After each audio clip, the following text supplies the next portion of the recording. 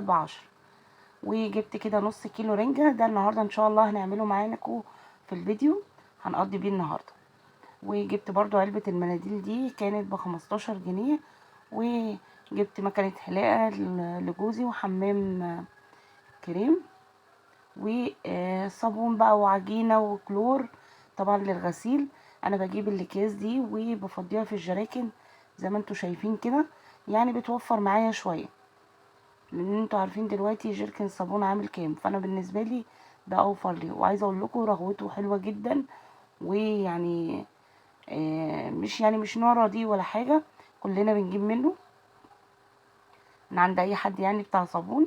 ببدأ افضي بقى كل جيركن كده، مخليه الحاجة يعني واحد للصابون، واحد للعجينة، وواحد للكلور. بعد ما فضيتهم دخلت بقى جبت المبشرة بتاعتي، وبعد كده بدأت اجيب البطاطس. طبعا غسلتها كويس، وزي انا معوداكم البطاطس انا بعملها بقشرها. ليه بعملها بقشرها؟ ما بعملها بقشرها بتطلع معايا سليمة ما بتتكسرش. جربوا الطريقة دي حلوة جدا. هنبدأ كده نعمل كام واحدة. هنا خلاص هبدأ بقى احطها في مية، وبعد كده هنبدأ بقى نجيب الرنجة بتاعتنا ونفتحها كده من الظهر زي ما انتوا شايفين. تقدروا تعملوها كده او تعملوها نشويها يعني على النار، بس دي يعني ما بتنزلش بقى معايا زيوت وتبهدل لي الدنيا.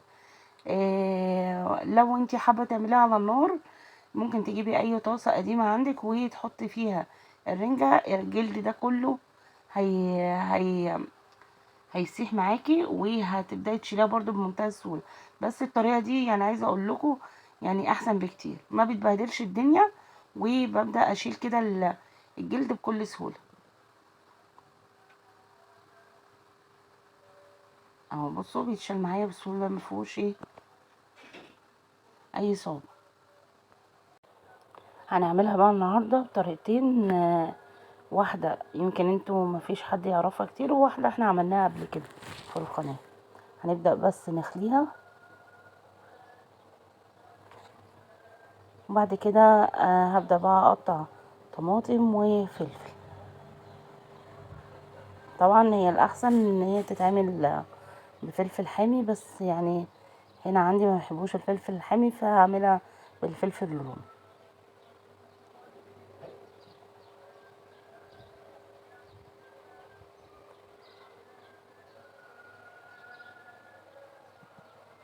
هنبدأ نقطع كده بقية الطماطم، بعد كده بقى نقطع شوية فلفل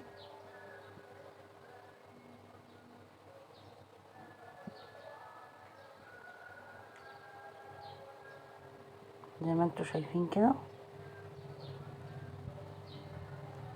كنت طبعا عملت معاكم في القناة اللي هي سلطة الرنجة، اللي هي بالطماطم والبصل والفلفل، وبنحط عليها طحينة وخل وليمون. تمام. النهارده بقى هنعملها واحده سلطه رنجه بس، هنشيل منها مكون، وواحده هنعملها بطريقه بقى جديده هتعجبكم وجربوها. عايزه اقول لكم حلوه جدا يعني، هتشوفوا الرنجه بطعم تاني بصراحه غير اللي احنا متعودين عليه. هنا بقى اقطع بصلايه قطع صغيره كده. طبعا دي في الطريقه دي مش هينفع ان احنا نضربها في الكبه، لازم البصل يتقطع قطع كده. طبعا في سلطة الرنجة انا بقطع البصل في الكبة عشان ما ببقاش عايزاه يبان قوي في الرنجة، يعني يبقى طعمه مش باين قوي. هنا بقى هروح على البوتاجاز، وبعد كده هنحط شوية من الزيت، وبعد كده هبدأ انزل بقى بالطماطم والفلفل والبصل. احط عليها بس شوية فلفل اسود وشوية ملح، مش هحط اكتر من كده، لان الطريقة دي مش عايزة توابل. هي الطريقة دي عشان كمان نحس بطعم الرنجة. هبدأ هاخد كده رنجية واحدة، طبعا هما اتنين، هاخد واحدة هنعملها بالطريقة اللي احنا هنعملها دلوقتي، والرنجاية التانية هنعملها طبق تاني. هبدأ اقطعها قطع زي ما انتوا شايفين كده.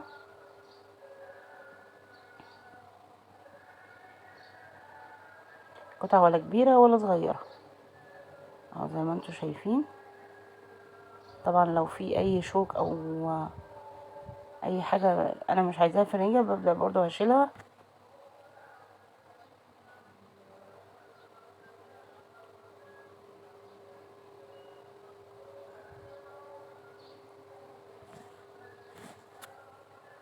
هنا زي ما انتوا شايفين اهو.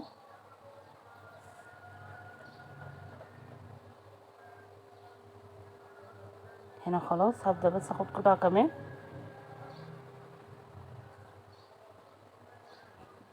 هنا بقى الرنجاية التانية ضربتها في الكبة، وهنا هحط بقى ايه بصلاية مع فلفل، هديهم ضربة كده وبعد كده هبدأ انزل بيها على الرنجة. بصوا انا مش مقطعاه تقطيع يعني مطحون، تمام. بعد كده هنزل بقى بشوية من الخل وشوية من الزيت، وبعد كده هبدأ اقلب.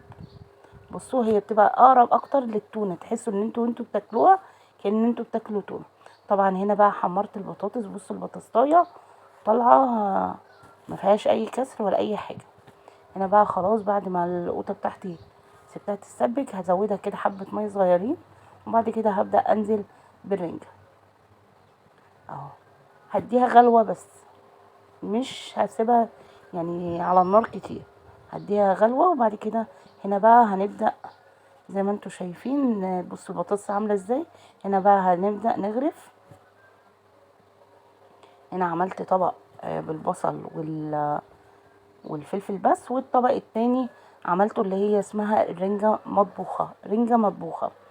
عايزة اقول لكم يعني طعمها كان تحفة بصراحة.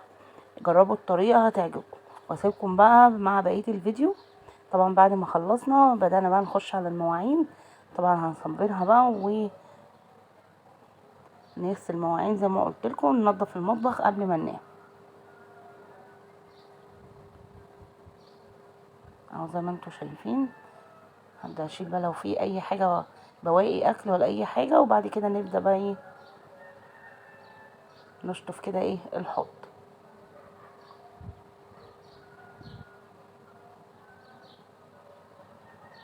بعد كده دخلت بقى على البوتاجاز. طبعا برضو لازم نعمله قبل ما ننام، ما يبقاش في حاجة وسخة واحنا نايمين. طبعا جبت اللي هو الفلاش ده، هو اسمه مستر شاهين، بس عايزه اقول لكم ان هو ضعيف، مش اللي هو يعني بينظف قوي يعني. معرفش بقى يعني ممكن يكون مع حد تاني يكون بينظف، بس انا معايا بصراحة مش بينظف قوي، مش اللي هو ممكن يشيلك لا يعني على الحوامل في آه تراكم زيت وكده، مش منظف قوي يعني، انتوا فاهمين. هنا بقى نضفته كده وغسلت بقى العيون. نبدأ ننشفه كده بفوطة نظيفة.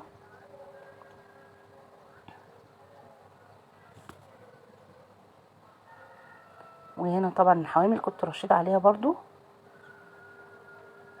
هنبدأ بقى نغسلها كده، بغسلها بالفرشة اللي هي الصغيرة دي. عايزة اقول لكم حلوة جدا، بتجيب لي بقى يعني لو في حاجة مش عارفة اوصل لها بتجيبها لي بصراحة.